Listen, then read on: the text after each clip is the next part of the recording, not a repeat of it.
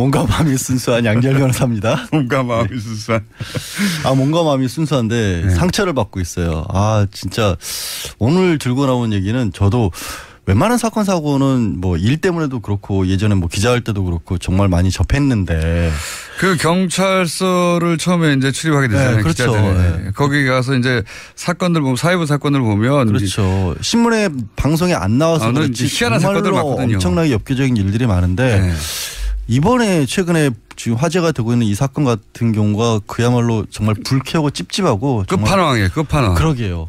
여러 가지 한 4-5개 가지의 사건이 한꺼번에 합쳐진 정도. 어떻게 대한민국에서 이런 정도의 일이 정말 무슨 헐리우드 스릴러 같은 데서나 나올 법한 일이 아마 헐리우드 스릴러에서도 이렇게 복합적인 그런가요? 예, 굉장히 범위는 예, 힘듭니다. 마음을 힘들게 할 정도입니다. 어금니 아빠. 예. 예. 왜 어금니 아빠라고 불리는지조차 잘 모르시는 분도 있을 텐데 예. 거기서 약간 설명 시작해 보죠. 이 사람이 이제 유전성 백악종이라 그래서 예. 이하고 잇몸 사이에 종양이 생긴다고 합니다. 그렇기 예. 때문에 치료를 하는 과정에서 이를 다 뽑았고 네. 남아있는 게 어금니 하나밖에 없다라고 해서 어금니 아빠라고 불렸고 왜냐하면 이제 그 부녀가 네. 딸도 유전병을 앓고 있어서 그렇죠. 딸이 6개월 만에 이 병을 가졌다라는 게 알려지면서 이거를 지금 와서 돌아보니까 본인이 여러 군데 언론에 이렇게 제보를 한 거죠. 스스로 제보를 했고 그걸 통해서 유명세도 상당히 늘었고 책도 냈었고 미국까지 가서 모금 활동을 했었어요. 네.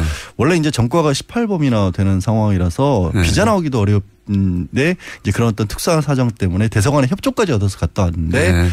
그런 인물이었는데 이제 이번에 끔찍한 살인 사건의 주인공이 된 거죠. 그러니까 일단 어떤 미담의 주인공으로 세상에 알려졌어요. 그래서 TV에도 나오고 네. 책도 내고 모금도 꽤 많이 하고 그래서 어금니 아빠라고 불리던 이 양반이 알고 보니까 정말 예, 굉장히 충격적입니다. 일단 사기부터 시작할 수가 있어요. 사기. 예. 지금 말씀드린 부분이 뭐 구체적으로 누구를 개인적으로 접근한 건 아니지만 네. 그 활동을 벌였다는 것 자체가 다 사기에 해당할 수 있을 만큼 예. 좀 의도성이 너무나 보이고 있고요. 호화 생활을 한다고 하기도 그리고 하고 본인이 지금 기초생활 수급자로 돼 있는데 예. 사실 그 보면은 뭐 외제차를 가지고 있었고 다른 사람 명의였지만 사실상 본인이 움직였던 외제차들도 있고요. 여러 대 했다고 하고 이번에 뭐 마지막에 지금 충격적인 사건이었던 피해자를 살해하고 시신을 유기할 때도 벤츠를 썼던 걸로 그렇게 나오고 있거든요. 이것도 정말 엽기적인 네. 것이 사망한 딸이 가장 좋아했던 딸의 친구라고. 딸이 좋아했을 뿐만이 아니라 이 사람이 그 피해자를 콕 집어서 연락을 그러니까요. 해라라고 했다라는 겁니다. 그것도 엽기적인데요. 네. 그리고 거기에 딸을 동원했다는 것도. 예. 그러니까 지금 딸의 친구를 살해하는데. 많이들 나온 얘기지만 처음에는 딸이 몰랐을 것이다라고 생각을 했었는데 딸이 알고 있었고 집에 이제 9월 30일 날 집에 왔었을 때 음료수에 수면제를 타서 먹인 것도 건네준 것도 딸이었다라는 거죠. 이게 좀 상상하기 힘든데. 그래서 이제 문제는 살인을 사실상 공모한 부분이 있는 겁니다. 그 부분까지는 지금 딸에 대해서 구속영장을 청구를 할 건데 일단은 사체 유기 부분은 워낙 명백하기 때문에 같이 도와준 게 그걸로 영장을 청구하는데 살인 부분은 추가 수사를 해야 되고요. 딸 같은 경우는 중요한 이유가 도대체 왜 이런 일을 벌였는지를 이 영화를 통해서는 좀처럼 이게 얘기가 나오지 않고 있기 때문에 아니 본인도 소위 아빠 사이드에서도 이 그 딸 친구를 왜 살해했는지 동기가 안 나오지 않습니까? 그러니까요. 그 동기를 알기 위해서라도 아마도 이 딸에 대한 구속 수사가 불가피한 상황으로 보여요. 범행 동기도 안 나오고 여기서 끝나나 했더니 아내의 죽음도 매우 의심스러운 정황이 나오고 그러니까 지금 사실 굉장히 불우한 딸의 병을 좀 팔아서 살았다라고 볼 수 있잖아요. 그런데 이 기영학이라는 인간이 아내도 팔았더라고요. 글자 그대로.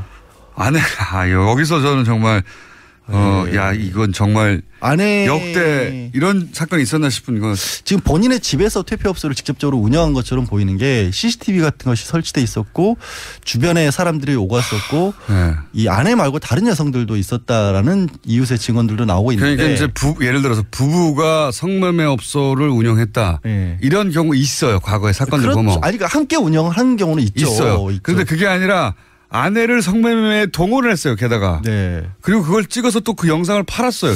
이거는 정말. 그 부분은 지금 아직 경찰에서는 이게 그 여러 개의 영상이 확보가 됐는데 실제 그게 아내인지는 확인까지는 안 된 상황이에요. 다만 이 사람이 했던 짓은 뭐냐면 성매매 업소를 사실상 운영을 했고 매수자들 들어왔던 손님들이라고 해야겠죠. 그 사람들의 영상까지도 촬영을 해서 그런 것들을 또 취급하는 인터넷 쪽에 판매를 한 것으로 좀 추측이 되고 있거든요. 아내를 그중에 아내가 지금 포함된 걸로 보여요. 아 이건 정말 상상하기 힘듭니다. 너무 여러 충격적인 일들이 나왔어요. 일단 기본적으로 사기에 또 그 소아성애가 의심스러운 지금 살인 사건이 하나 벌어지고. 그게 가장 저는 걱정스러운 부분이 피해자를 하필 14살 중학생을 콕 집어서 불렀던 이유가 이 이영학이라는 자가 어떤 짓을 했냐면 인터넷 SNS에서 14살에서 20살 미만의 이 여학생들을 끊임없이 찼습니다. 네. 자기가 돌봐주겠다고 하고 뭐 숙식을 제공하겠다고 한다거나 정말로 무슨 뭐 극단적으로 14살의 사랑이 가장 위대한 사랑이라는 등 이런 정말 황당한 얘기들을 하고 다녔거든요. 그러면 이 혹시라도 몹쓸 짓을 하기 위해서 이 여중생을 그렇게 납치를 했던 게 아니냐. 그리고 더는 더 또 걱정되는 게 이 극단적인 어떤 사람을 해치는 것까지는 가지 않더라도 이전에도 비슷한 일이 없으란 보장이 없는 게 아니냐. 이런 상황이면. 첫 번째 이렇게 했는데 처음으로 걸렸대. 이것도 그러니까요. 쉽지 않은 일이기 때문에. 범죄자들 같은 경우 반복됐던 경우들이 많아서 제2, 제3의 피해는 없을까 하는 부분도 이런 걱정이 사건은 됩니다. 듣도 보도 못했어요. 저도 정말 아까 초대에 말씀드렸다시피 변호사들끼리도 그래요. 우리도 그런 얘기 하거든요. 자기가 많이 겪으니까 서로 얘기를 하는데 정말 고개를 절레절레. 이런 사건은 처음 봅니다. 근데 가장 이제 좀 그런 게 말씀드렸다시피 이거를 이용을 했고 10년이 넘는 생활 동안 기간 동안에 감쪽같이 속여왔다는 거. 그 이유도 몰랐었고 언론에도 여러 번 그렇게까지 노출이 됐었는데 왜 이게 이상하다는 생각을 못했을까. 이게 우리 사회 안전 시스템 같은 것들이 제대로 작동을 안 하고 있는 게 아닌가 하는 걱정이 들어요. 저는 그걸 넘어서서 생각해 보면 이 아빠 역할을 하면서 대사관도 속이고 언론도 속이고 다 속였잖아요. 다 속였죠. 그리고 그러니까 우리 기초생활 수급자 그러니까 기본적으로 사회 시스템을 철저히 잘 이용할 줄 아는 굉장히 너무나 잘하는 사람이었던 거죠. 영악한 플레이를 했고요. 이게 속을 수밖에 없었을 수도 있어요. 그러니까 지금 지적장애 2급으로 등록이 돼 있거든요. 심지어는. 지적장애 2급이면 글쎄 한 4-5살 정도의 지능밖에 없다. IQ로 따지면 30에서 50? 사회생활에 혼자서는 불가능한 사람이어야 하거든요.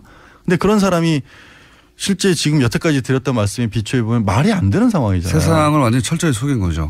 정말로 머리가 좋은 엄청나게 흉악한 범죄자거나 아니면 머리가 기형적으로 범죄와 관련된 부분만 발달을 했거나 이런 건데 그러니까 사이코패스 여부인지를 심각하게 지금 따져봐야 되는 상황인 거죠. 정신감정을 할 수밖에 없어요. 이런 사건은 정말 영화로 나오면 이렇게 복합적인 경우가 어딨어 할 정도로 그쵸. 비현실적이에요 사실은. 그리고 아내도 살해한 게 아닌가. 근데 이제 그 살해의 의혹에 관한 얘기가 나오면서 동시에 나온 게 그 장인과 관계를 맺었기 때문에 화가 나서 뭐 이런. 아니 의붓 시아버지. 그러니까 이영학의 의붓 시아버지. 의붓 아버지 뻘 장인이 아니군요. 의붓 아버지 뻘 되는 사람인데. 의붓 아버지. 그 아내가 죽음에 이르게 된 계기에 대해서도 이렇게 얘기를 하는 거죠. 아내가 2009년부터 그 의붓 아버지와 뭐 성폭행이었지만 관계가 있었고 그거를 숨겼기 때문에 그게 화가 나서 정말 폭행을 저질렀다라고 얘기를 하고 그래서 숨진 아내의 시신에도 사실 상처가 좀 있었기 때문에 그 부분도 이미 경찰이 내사를 하고 있었던 거예요. 근데 정말로 엽기적인 부분은 뭐 다른 뉴스에서 들으셨겠지만 아내가 그랬다는 사실을 알고 나서 증거를 확보한답시고 다시 한번 관계를 가지라고 강요를 했다라는 겁니다. 그러니까 저도 정말 말씀을 드리면서도 불편해요, 사실은. 이건 사람으로서는 상상할 수 없습니다. 사람으로서는. 왜 이렇게까지 이런 일들이 벌어졌는지가 너무나 이해가 저는 도저히 안 가는 상황인데. 딸도 걱정이에요. 딸이 어린 나이에 도대체 어릴 때부터 어떤 교육을 받았을지. 딸이 굉장히 아버지를 무서워했다라고 하죠. 그렇겠죠. 당연히 그렇겠죠. 그리고 무서워하는 동시에 딸은 지금도 눈에 띄는 장애를 가지고 있거든요. 아주 절대적인 의존 관계일 수밖에 없었던 겁니다. 학교 생활을 하는 동안에도 뭐 희노애락 같은 것도 전혀 표정이 드러나지도 않았고 이게 아마 딸이 어느 정도까지 역할을 했는지 모르겠지만 법정에 가면 치열하게 다퉈질 게 딸이 자기 의지를 가지고 삶을 살아갈 수 있는 상황이었느냐. 설령 범죄에 가담을 했다고 할지라도 그러니까요. 진짜로 이게 자기가 나쁜 짓을 하고 안 하고 선택의 여지가 있었느냐 하는 부분도 심각하게 다퉈질 거고, 그러다 보면 이영학 본인에 대한 죄값은 더 무거워질 수도 있는 거죠. 정상적인 가정에서 자랐다고 절대 볼 수가 없죠. 아내도 그렇고, 아내가 성매매, 엄마가 아빠에 의해서 성매매에 동원되는 걸 딸이 어떻게 눈치 못 챌 수가 있습니까? 14살인데요. 당연히 알 수밖에 없죠. 딸, 이거 어떻게 해결해야 될지 모르겠어요. 정말.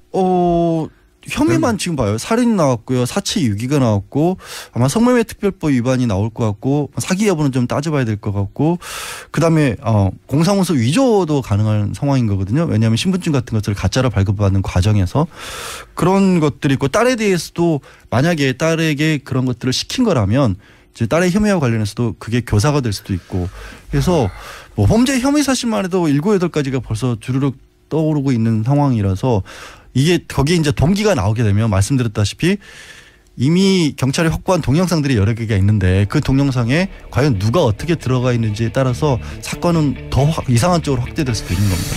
오늘 여기까지 하겠습니다. 네.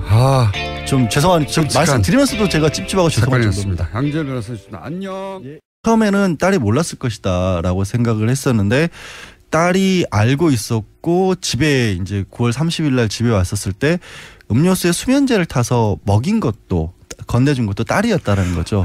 이게 좀 상상하기 힘든데. 그래서 이제 문제는 살인을 사실상 공모한 부분이 있는 건데. 그 부분까지는 지금 딸에 대해서 구속영장을 청구를 할 건데, 일단은 사체 유기 부분은 워낙 명백하기 때문에 같이 도와준 게 그걸로 영장을 청구하는데, 살인 부분은 추가 수사를 해야 되고요. 딸 같은 경우는 중요한 이유가 도대체 왜 이런 일을 벌였는지를 이 영학을 통해서는 좀처럼 이게 얘기가 나오지 않고 있기 때문에. 아니, 본인도 소위 아빠 사이드에서도 그 딸 친구를 왜 살해했는지 동기가 안 나오지 않습니까? 그러니까요. 그 동기를 알기 위해서라도 아마도 이 딸에 대한 구속 수사가 불가피한 상황으로 보여요. 범행 동기도 안 나오고 여기서 끝나나 했더니 아내의 죽음도 매우 의심스러운 정황이 나오고 그러니까 있고. 지금 사실 굉장히 불우한 딸의 시작해보죠. 이 사람이 이제 유전성 백악종이라 그래서 이하고 잇몸 사이에 종양이 생긴다고 합니다. 그렇기 때문에 치료를 하는 과정에서 이를 다 뽑았고 남아있는 게 어금니 하나밖에 없다라고 해서 어금니 아빠라고 불렸고. 왜냐하면 이제 그 부녀가 딸도 유전병을 앓고 있어서. 그렇죠. 딸이 6개월 만에 이 병을 가졌다라는 게 알려지면서 이거를 지금 와서 돌아보니까 본인이 여러 군데 언론에 이렇게 제보를 한 거죠. 스스로 제보를 했고, 그걸 통해서 유명세도 상당히 늘었고 책도 냈었고 미국까지 가서 모금 활동을 했었어요. 원래 이제 전과가 18범이나 되는 상황이라서 비자 나오기도 어렵는데 이제 그런 어떤 특수한 사정 때문에 대사관의 협조까지 얻어서 갔다 왔는데 그런 인물이었는데 이제 이번에 끔찍한 살인 사건의 주인공이 된 거죠. 그러니까 일단 어떤 미담의 주인공으로 세상에 알려졌어요. 그래서 TV에도 나오고 책도 내고 모금도 꽤 많이 하고 그래서 어금니 아빠라고 불리던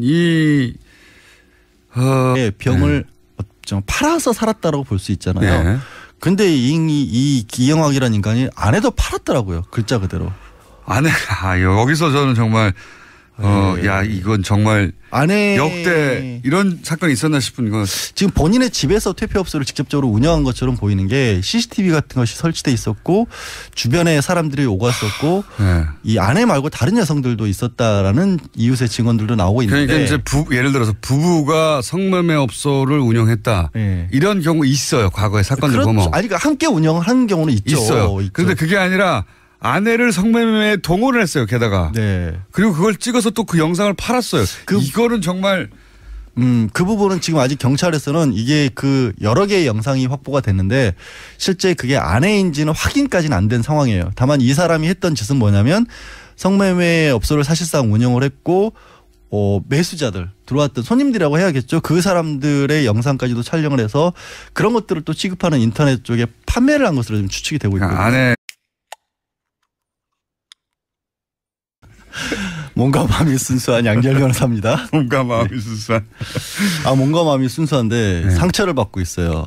진짜 오늘 들고 나온 얘기는 저도 웬만한 사건 사고는 뭐 일 때문에도 그렇고 예전에 뭐 기자할 때도 그렇고 정말 많이 접했는데 그 경찰서를 처음에 이제 출입하게 되잖아요. 그렇죠. 기자들이. 거기 가서 이제 사건들 보면 사회부 사건을 보면 그렇죠. 신문에 방송에 안 나와서 그렇지 희한한 사건들 많거든요. 엄청나게 엽기적인 일들이 많은데 이번에 최근에 지금 화제가 되고 있는 이 사건 같은 경우가 그야말로 정말 불쾌하고 찝찝하고 끝판왕이에요. 끝판왕. 그러게요.